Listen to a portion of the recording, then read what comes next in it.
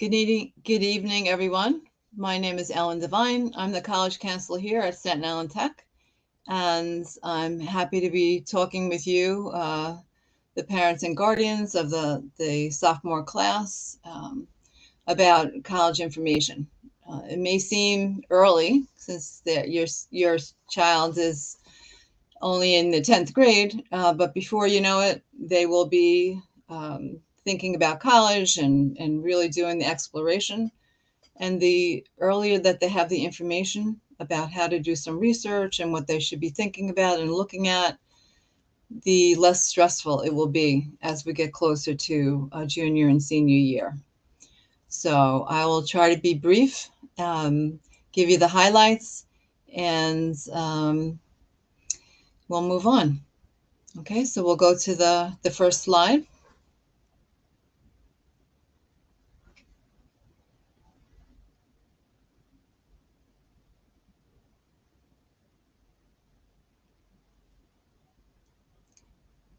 Can we go to the first slide, please? We're just having a little technical trouble. Give me 1 second. Okay.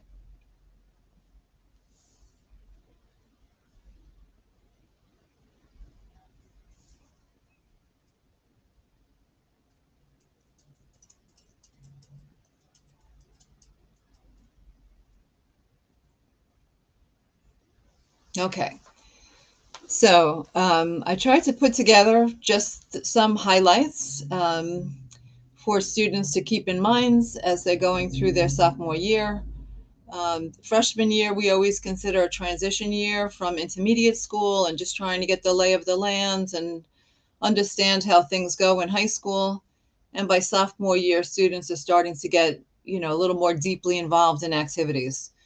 So first and foremost, it's super important for you and your child to talk about what plans that they have in mind. Um, for the students to get used to checking every grade level has a Google Classroom for the entire grade where I put information about opportunities and scholarships and information I feel like each particular grade level really needs to know. And so I want students, from the beginning to get used to checking that classroom. And I know that they have, multiple classrooms for their schoolwork that they're checking and emails, and it's just endless. But this is where we are. Um, and so I always just tell them, couple of minutes, take a look, see if there's anything new that's interesting to you or that is applicable to you or important information, and then move on. They don't have to spend a great amount of time, but I want them to get in the habit of checking because as we get into junior year and senior year, especially, there's so much information that gets posted in that way. And it's a more efficient way of getting the word out there than anything else I could do. So, that's number one. And then I want them, to keep track of the activities that they do. Because everyone thinks, of course, I'm going to remember all the times I volunteered and all the activities that I was involved in and the shows and this and that. But from freshman year to senior year, you would be surprised. They're so busy that things get lost. So it's important to keep some kind of ongoing file of what they have been involved in. Keep track of activities, experiences, accomplishments. It's all part of building the resume. And if they're applying for a National Honor Society down the road, it's important to have that all in one place. And to be able to speak to that as they're applying to special programs or internships or whatever it is that they are looking to do. The more experiences that they have to share, the fuller their application will be. So it's a good thing to keep track. And it's also a way of, for students, I strongly suggest they try different things so that if they may not really know exactly what they're interested in. So, try on a few different things that they might want to explore. It's just as important to know what you don't like as to know what you do like. And it's not just about the classes that they take, but it's, the colleges down are all looking for this well-rounded student that has, many facets to the personality and involved in many different things. And if they're involved in things they enjoy, that's really the goal. Because it doesn't make sense to be involved in things because you think it might look good on a resume and it's really not what you're interested in. So to start to really identify those things that are drawing them in, and cross off those things that I tried it really wasn't for me. Um, and keep an open mind. There are so many summer opportunities. It's endless. I drive my secretary crazy with, I posted on Naviance, and then I asked her to post it on the classrooms, and it's just like on and on and on. And we really could do that as a full-time job. There's so many different things that are available. Um, so there's work opportunities, there's internship opportunities, there's pre-college, there's all kinds of summer programs. SYEP just opened up their application this week, or maybe it was late last week. Lots of things going on. We always encourage students to consider the study abroad with the CIEE program. There's just a million and one things. No reason for them to say there's nothing for me to do. Some of it is free, some of it is with the cost, some of it they may be able to earn, some money doing.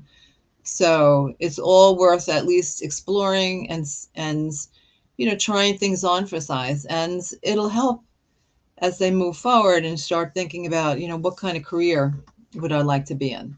So the more that they explore and try things out, the wider their world will become, and they'll realize there's so many different careers they never even considered before. So it's real important for students to talk with their guidance counselors, talk with their teachers. If there's anyone in the family or the neighborhood that have graduated and maybe are in college or finished with college and looking at careers, just there's so many avenues that they can explore to gather information, and getting comfortable asking people to share their experiences with them is very helpful. And most people, if you ask them, would love to give you the story of their career exploration. Um, and, unbeknownst to many students, people change their careers multiple times in the course of a lifetime of working. So they're really looking at where they're going to begin their career potentially, and who knows where they're going to end up. They could end up doing all nature of things. Um, there's all kinds of online career assessment tests that, if interested, students can go on, and it'll help to identify strengths that they have in areas that, maybe they weren't 100% aware of. So there's lots of things that they can do to start exploring. And, sophomore year is as good a time as any to start doing it. Okay, next slide, please.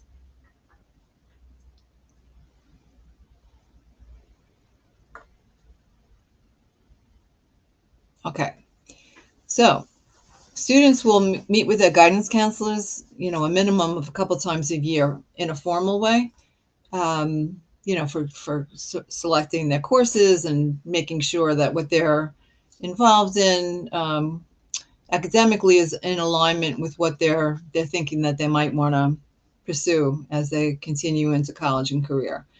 So those conversations are going to be happening, all throughout high school. They already have happened, and they'll continue to happen. It doesn't mean that's the only time that they can speak to their guidance counselor. It's really, it's good to check in. I used to remind the students on my caseload, just pop in, get used to coming in and saying hello and letting me know how things are going in a general way, and then they get more comfortable to come in and sit down and chat about things that, they're pondering. And it's good if they're speaking with adults, trusted adults, parents, teachers in the school, their guidance counselors, because we can all, share our own experiences that help students understand what that we're all at some point have been in the process. And, the more that you talk about it, the less intimidated it can be. So I like students to start thinking about where they would like to attend school, and not so much the particular institution, but would you like to stay home and commute to school? Would you like to, get out of New York? You want to be in a different state? How far would you like to be? Some students don't really consider that. If, it's great to go away. And I think, if that's a possibility, it's wonderful. But are you going to be able to manage that? You know, to manage being that kind of independent with no one taking care of your every need. It's a big consideration. And I know with my own children, I kind of wanted them close enough that if there was an emergency, I could get there. And if they were feeling, homesick, they could come home quick. So that kind of was the parameters that we operated in. And you might think 4 hours is quick, and somebody else might think, nope, 2 hours is quick. Whatever it is. And it's back to what I said earlier, that, the earlier you have these discussions and just conversations in a casual way about, what you would like, is the parents are part of the equation. And so to have that family conversation about, what do you think? How would you feel if I went to school in California? Or would you rather that I stayed, closer to home? Those kind of things. So that discussion and that exploration can happen, at any time.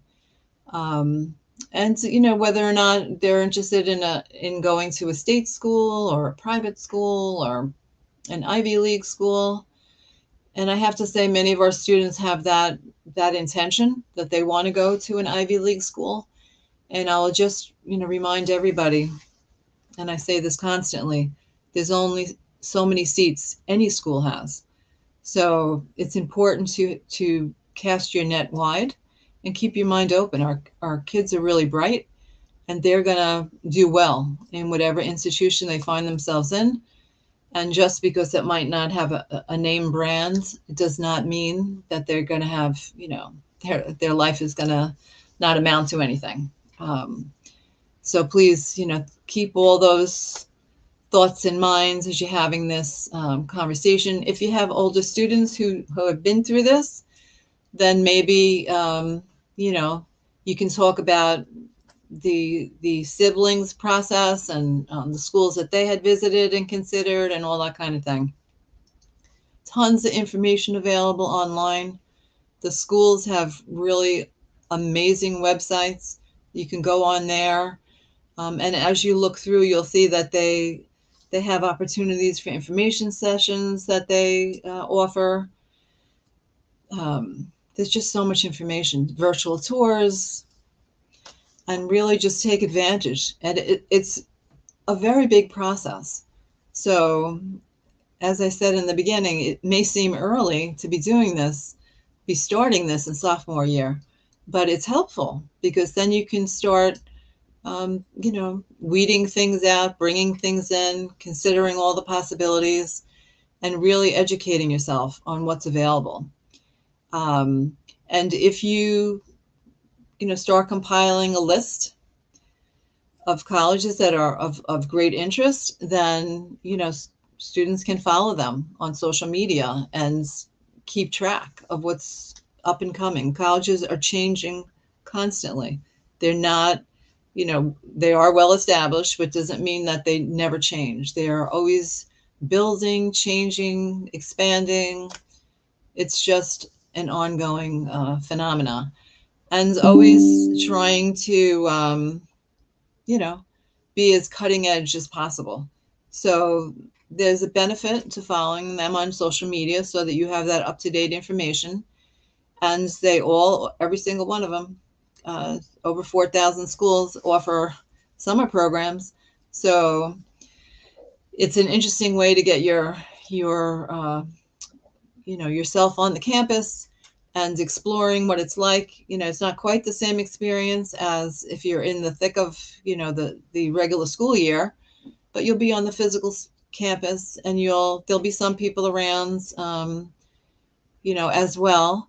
It's a great experience. Start to meet some of the professors that are there, and students that maybe are working over the summer or whatever. You can get to really get a feel of the physical campus, and the surrounding area, to see, is this a place that I can see myself for 4 years? Because they're not only going to be in school, but it's going to be, they have to know what's around them so that there's other things to do when they're not in school that are safe and healthy and, positive. So summer programs are a great way to kind of explore what the college and that surrounding community has to offer. Okay, next slide, please. So fast forward to college applications. It's There's lots of mythology around applying to college. And if I do these things, then I will get to this college. And I have to say, sometimes first of all, it's not a job I would ever want, because, if you're receiving 80,000 or 100,000 applications and you have 2,500 seats, I don't want to be the one making those decisions. It has to be very stress provoking. So again, back to it's best to have a plan A, a plan B, a plan C, a few choices. Better to have many schools that you say no thank you to, than to be waiting with bated breath for that one school that you have your heart set on. So they look at lots of things. Of course, they look at the GPA, and so there's a way that it's assessed. They're looking at the number. They're looking at the degree of rigor. So that what that means is, if it's an AP class, it's more rigorous. All of our classes are honors, so that we start off at a higher level than a typical high school. But the AP classes put it a step above. And at this point, we're at 17 AP classes that we offer, and we're a relatively small school, so that, statistically, that's quite a number of APs to offer. There are, high schools around the country that do not offer that many APs, if any. So they consider that, the colleges, that what does the school offer? What has the student done course-wise? And do those courses align with what the student says they want to study? If they say, for example, I want to go into engineering, which is, popular, second only to computer science right now, or medical school. So with engineering, the expectations from the college side that you will have taken an AP physics class and an advanced calculus, whether it's an AP calculus BC or AP calculus AB, some rigorous AP calculus class in regards to engineering. And, similar, if we look at those accelerated medical programs, the expectation is similar. And add to that you would be taking AP chemistry, AP bio on top of that. So you can see how quickly it's not just the grades, it's the contents of the transcript. And they really have to dissect them. It's not an easy deal. And they're looking at everything from the point that a student enters high school in the 9th grade. Some students come in with a little acceleration from intermediate school. Not everyone, but some people do. So they're looking at all the grades that are on that transcript from the time they enter high school until June of junior year. That's not to say they're not going to continue to look as senior year comes along. But in the time where they're making their decisions, that's the snapshot that they're going to have to make an educated guess as to whether or not a student is a fit for their particular institution. So currently, SAT scores are, part of the equation technically. Many schools remain test optional. They're starting to slide back into, we're going to start looking at them again. Um, I say all the time that MIT hardly stopped looking at them at all. I think there was only a few months where they said, oh, so we'll be test optional. And then it was, oh, never mind, we're back. So all through the pandemic, they were still expecting and getting from their candidates SAT scores. So I just heard from Dartmouth the other day, they're going back to, looking at SAT scores again. They've been test optional for a while. And little by little, I'm noticing that it's becoming, yes, we want it again. So it is part of the equation. It's not the entire equation, just like the transcript's not the entire equation. It's a data point. So the transcript's a big data point. The SAT is a data point that if they need something to discern between one and another, maybe they'll look at it. Except for MIT, which has just like a standard, they want it to be really high. And the other things that are as important as everything else is the extracurricular activities. Back to the exploration of things that students enjoy. If they're doing things they enjoy, they'll keep it up. And with extracurricular activities, it's not the number. Like they don't want you to do 25 different activities during the course of high school. They would like to see, where are you dedicated? What's important to you? What do you enjoy? So, you know, I'm always encouraging students to, follow their bliss. And if they are having fun in a particular activity, even if, I might not think it's fun, they think it's fun, enjoyable, it's fulfilling, then they stay with that. And maybe they have, 3 or 4 things like that during the course of the time that they're in high school that they have been with from sophomore year, junior year, and they continue into to senior year. That's what they like to see because it shows dedication. It shows, a certain level of character, that you're not jumping in and out of a million things, that you really have a level of commitment that's necessary and attractive to a college community. So extracurricular activities are important, and I always hope that they're going to be something the student enjoys. So then you have like the nuts and bolts of the application where they're going to be writing an essay. For if they're mostly we apply through Common App.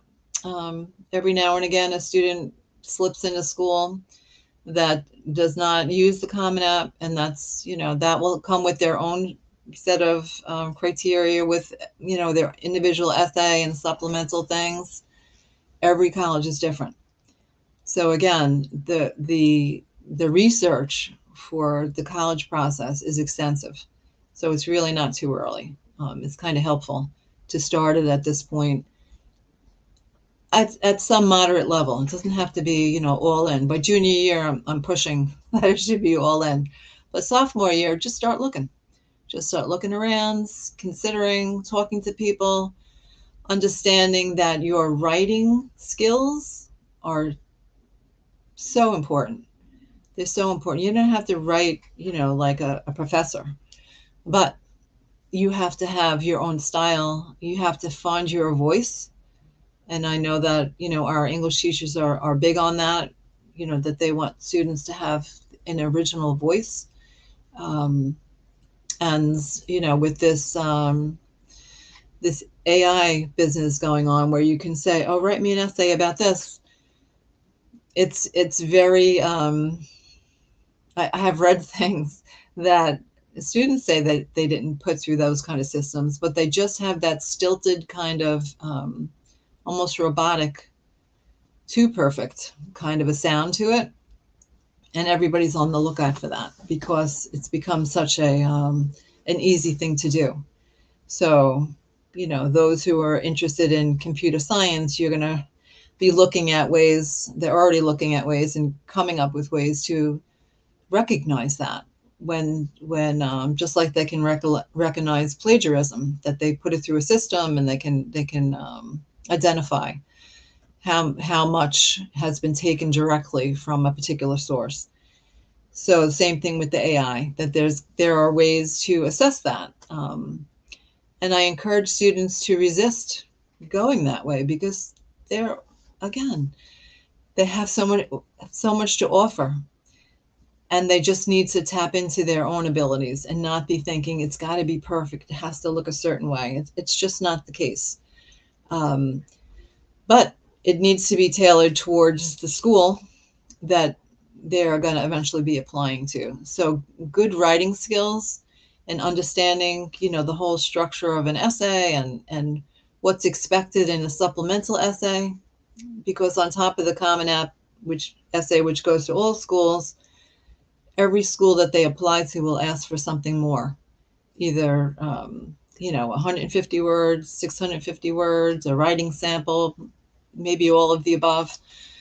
So there's lots of writing. They want to know on that level, where's the skill, because some students have superb math skills and they struggle in the writing skills.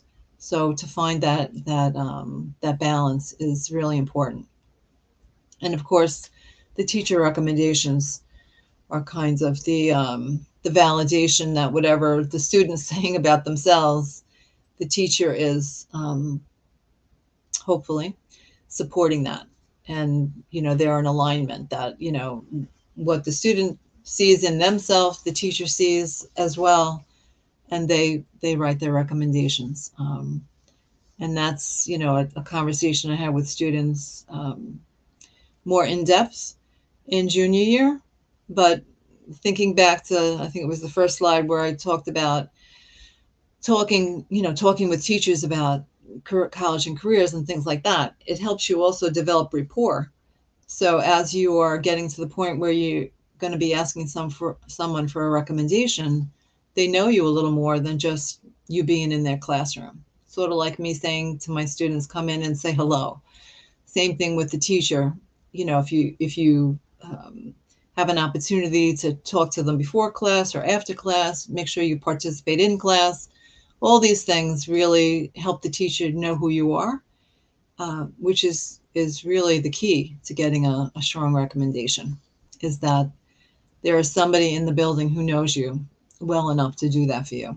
So it's never too early to start that kind of relationship building as well. Okay, next slide, please.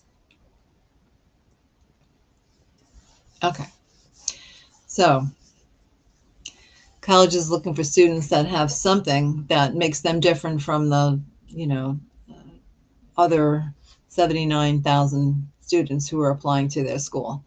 So that could be anything.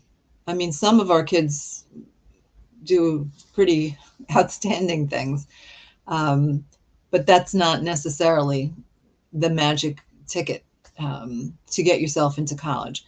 But if there are things that you are interested in, we have all these students who are deeply involved in the makerspace and doing everything from, creating some type of machinery to creating jewelry and everything in between.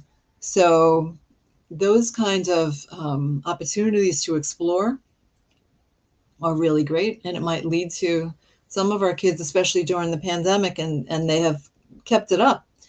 Now they started little businesses. They found that they really enjoyed baking, and so they set up a little business where people could order baked goods that they would ship out, or jewelry making, and as fundraisers, they're selling what they make, and then they're donating to charity, and it could go on. We have a soap club now, which I love.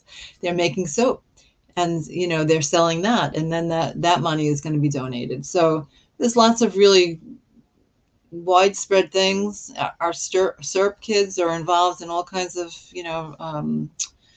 college level research. There's just so much. There's so much going on any given day. Our band kids are are deeply involved in all the different types of music programs that we have. And, you could just go on and on.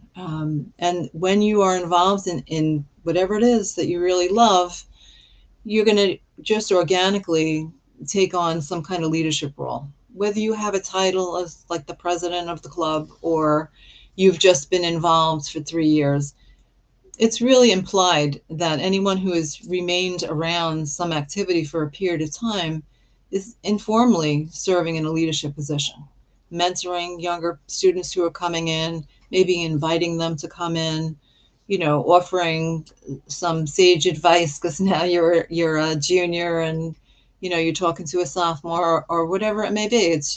There's just a lot of opportunities to build those leadership skills, and then it will take you to other avenues where maybe you're applying for an internship, and because you've gotten used to speaking to people and taking on leadership, seeing what needs to be done and doing it, you can really stand out.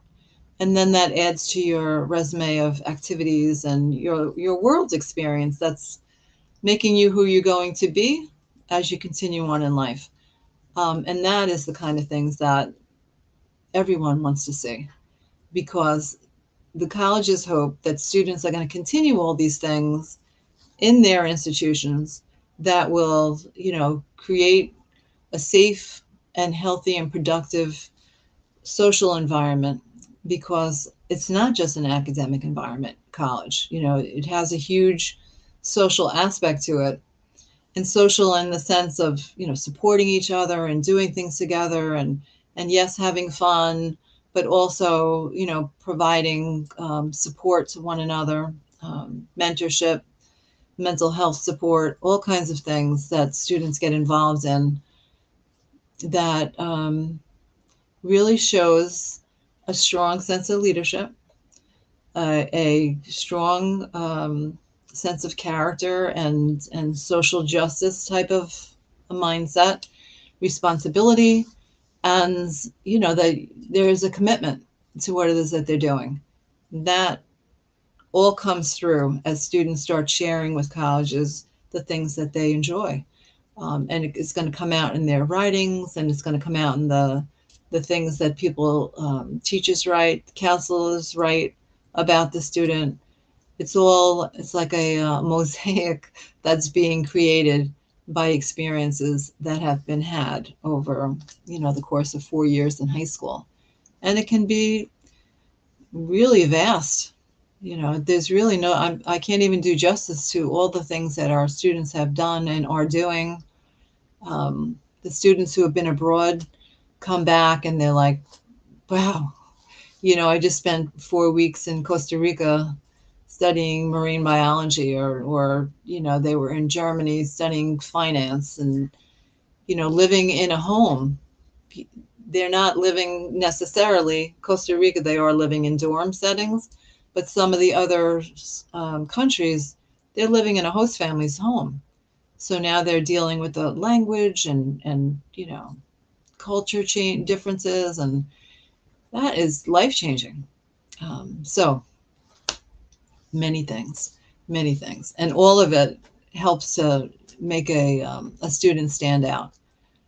Whether it's the real big opportunities or those more local things that they've made a difference in their community, in their city.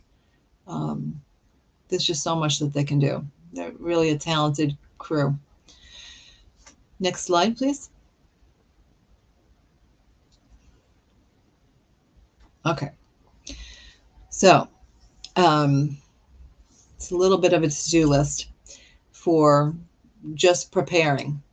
Um, so getting to junior year and then worrying about your grades is a little, um, it's good. It's good to worry about them then, but it's better to start like with a strong work ethic from the jump, because then you're just building, you're making it better. If you kind of slide around the first couple of years, and then you're trying to, raise it up, because that junior year is going to be the end of the cycle where they're going to be making decisions about you. it's hard to change somebody's mind once they see whatever that final number is. So keeping the grades, they don't have to be perfect, but strong, um, and keeping in mind that, it all matters, whether or not it's, a class that you're taking as a freshman or a class that you're taking as a senior. It all matters. So the most important thing is that you do your personal best. Don't compare yourself to everybody else. And I'm always reminding students, for me, the most important thing is that as they're going along trying to do all these things, that their mental health is intact. Because if they're scrambling to do too much, then something's got to give. And for our kids, they don't like to let go of the grades, so sometimes it's their well-being. So we want to just be mindful of all that, and encourage hard work and strong work ethic, but incorporating into that, there has to be some joy. There has to be joy in the journey. Otherwise, how can we keep going? We want them to go on to, undergraduate, graduate, maybe going on to doctoral work or into medicine, into law. They go into all pharmacy, all kinds of different areas that require more schooling. So it's important to, to do well, but to keep it all in an even keel. And that's no small order. So start from the beginning to develop those good habits, and then it just becomes, all right, this is what I do. This is how I parcel my time, and I prioritize those things that cannot wait and those things that can, and take those mental health breaks along the way.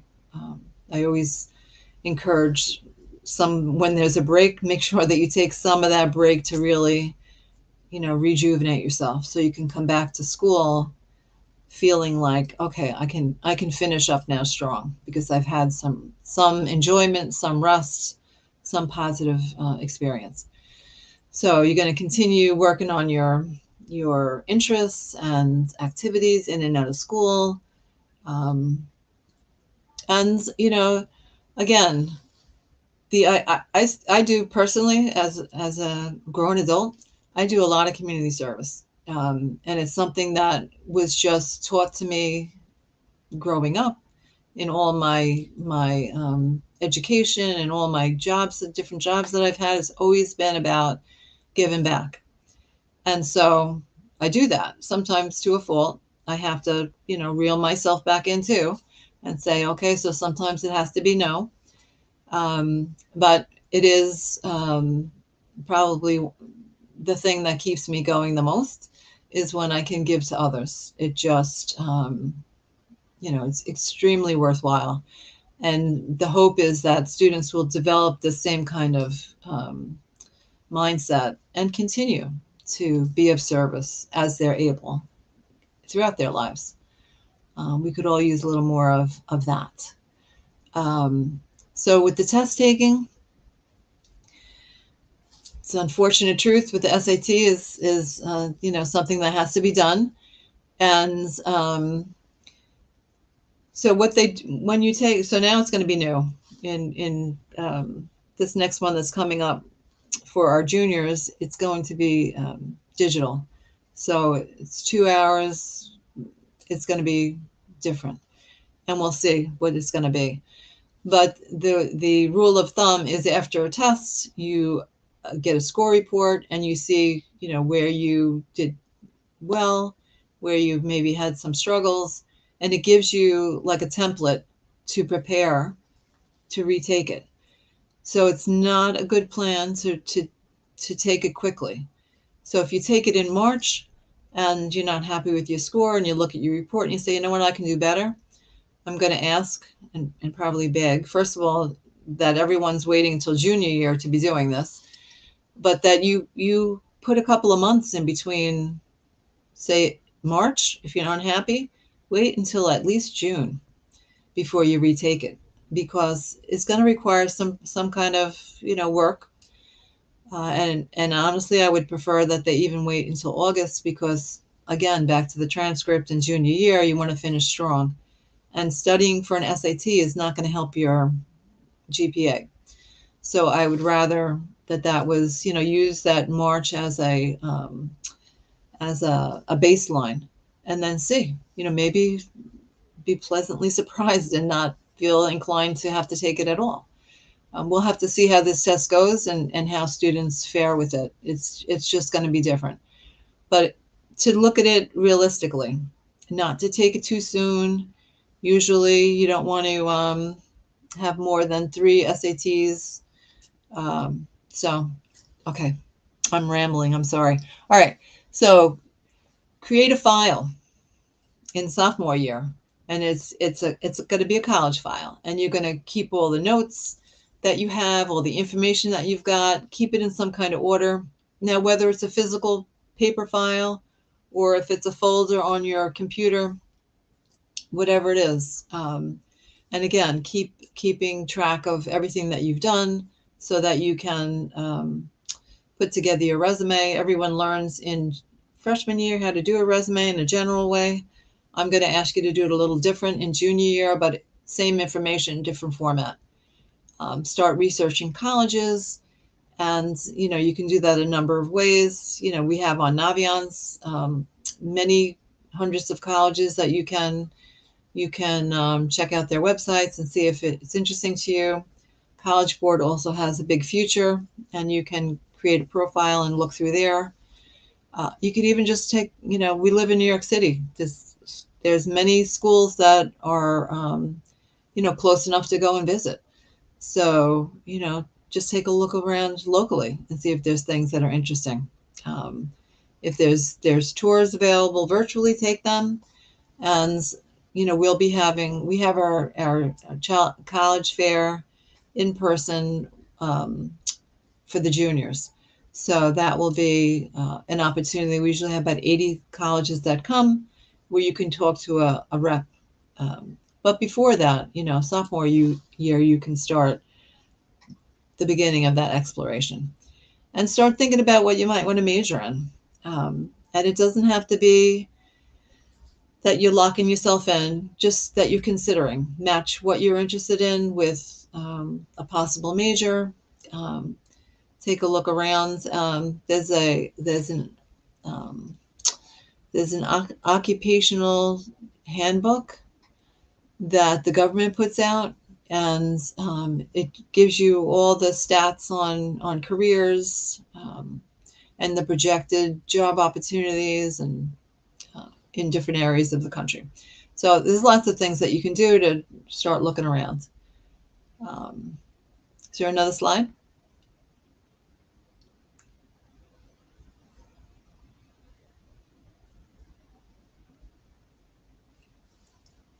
Okay. So, and now this is just total projection towards what you're going to face in junior year. Junior year is when, I just in January started meeting with the juniors. So I'll meet with each one of them one on one, and, kind of do a deeper dive into what it is that they are thinking about, and where they're at in the process. So if you can come into me having done a lot of the research already as a sophomore, then we're going to have a different level of conversation in your junior year. But it's going to be super busy. Junior year is busy. Senior year is busy in a different way. So these are just like the bullet points of things to keep in mind um, for junior year. And, we recommend that you wait until spring to take your first SAT. And, that doesn't always happen. Many students take it before then. And there's reasons for waiting to take it until junior year, spring of junior year. You're just, you're that much more mature. You've had that much more exposure to, high level classes, and you're just more prepared to sit for that SAT at that point. But, families make their own decisions in that area. Make sure that you have a commitments to the activities that you have chosen, and that if you have an opportunity to serve in leadership, certainly that's a great thing to do. And really just embrace the activities and the people that you meet, and all the exposure that you have to different ways of thinking and doing that you might not have had before. And then of course the fairs. Make sure that you attend the fairs. And there's we give a fair here, but there's like the Big Apple oh my goodness, in Manhattan. I'm blanking on the name of the oof, my apologies. There's lots of fairs that go on, whether they're virtual or in person. So you can, and we'll, be announcing them as they come up. Um, and you can look on the College Board for scholarships. On that classroom I was speaking about earlier, I have Going Merry and RaiseMe.com as suggestions. Uh, Going Merry is a scholarship site, and you fill out a profile, and they will match you to scholarships that you qualify for, and send you reminders when they're coming due. And Raise Me is a way to keep track of the grades and the activities that you have done in high school. And there's about 300 and some odd schools in the country that accept those. So you get a micro scholarship for every grade. So if you have an A, you might get, $500 put into your account. And it builds with everything that you do. Every test that you take, you get credit for that. All your classes, well, anything that's graded, you're going to get credit for it. And from freshman year forward, you can keep track of it through this raiseme.com and check the colleges that accept it. Because when I first put it up there was only 80. Now there's about 300, and it's growing. Colleges that accept the micro scholarships from raiseme.com. So these are things that you could even start doing that now, so you don't have to go backwards. Okay, and probably senior year is the next slide.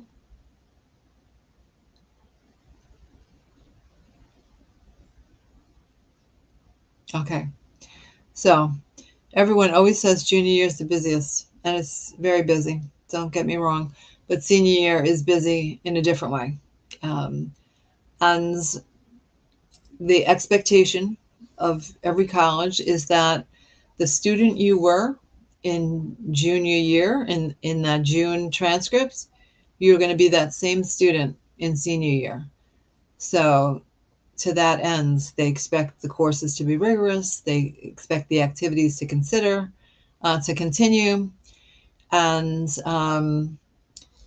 it's important, as a junior, it might seem like a great idea to finish strong. And I'm going to take 4 AP senior year because I want them to know I'm really serious.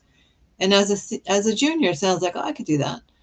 But the truth is, there's so much going on senior year that it's too much for most students. Not all students, but for most students, I would say 99%, that's a terrible plan, because the stress levels compile one on top of the other, and then before you know it, you're just overwhelmed. So try to, as you're talking with your counselor, and they're going to say the same thing, to really pace yourself. Um, Make sure that whatever the college that you want to apply to, you have done what they wanted you to do. You took the classes that they thought you would take, like I said, for engineering, those particular courses that they wanted you to have taken. Make sure that you have done that. Make sure that if they want an SAT and an ACT, that you do that. If they say it's test optional for the SAT for admission, but if you want to be considered for scholarship, you have to submit it. You have to know that. So all these things take a lot of time. And, hopefully you have done your work ahead of time and you're not scrambling, but there's always something that changes. So you have to really just keep track of it all. And the more familiar you are with the college and what the expectations are, the less stress is going to be as you're going to apply. So I will say that when you're applying early decision, early action, restrictive early action, those methods of applying those colleges are going to be contacting me in December and saying, give me a snapshot. I want to know where the student is right now in their senior year. And that makes seniors very nervous because sometimes they're so busy and they're doing as much as they can, but they're a little overwhelmed and they are upset that I have to send out this snapshot, which ends up to be our first report card. So it just all matters. It all matters all the way to June 30th of senior year. So just keep that in mind. It's not over till it's over. And, just keep doing what you're doing. What brought you in here to begin with was that, you were bright, so you have the capability. And, you know, procrastination is the thief of time. I used to hate when my mother said that to me, but it's the most truthful statement. We never get back. We give it away sometimes frivolously, we never get it back. And if you haven't used it wisely, you could find yourself falling behind. So don't procrastinate. Check the Google Classroom regularly. Check your emails regularly because I also, email back and forth. Have a solid college plan in mind, and you can adapt it as you learn more about yourself. Keep your grades up. Um, Volunteer, participate, have fun, meet your counselor, reach out for help. Our school has so much help available. Please don't hesitate. Um, so keep it up during the summer. They always say you lose, a certain amount of knowledge over the summer if you're not, keep your mind sharp. So think about, how you can do that, um, and find some kind of balance for yourself with that. Definitely, as I said, being on a college campus is a great, great thing to do. If you have something that you enjoy, take the time to develop it further and get more involved. Research your college, um, the majors and the career goals and all that kind of thing. And so keep in mind that when it comes to college applications, you want to have a professional email address because your school email address is going to disappear once you graduate. So for college's purposes, you're going to, have a professional email. So I haven't asked once if there was any questions. So if there are any, I can address them now.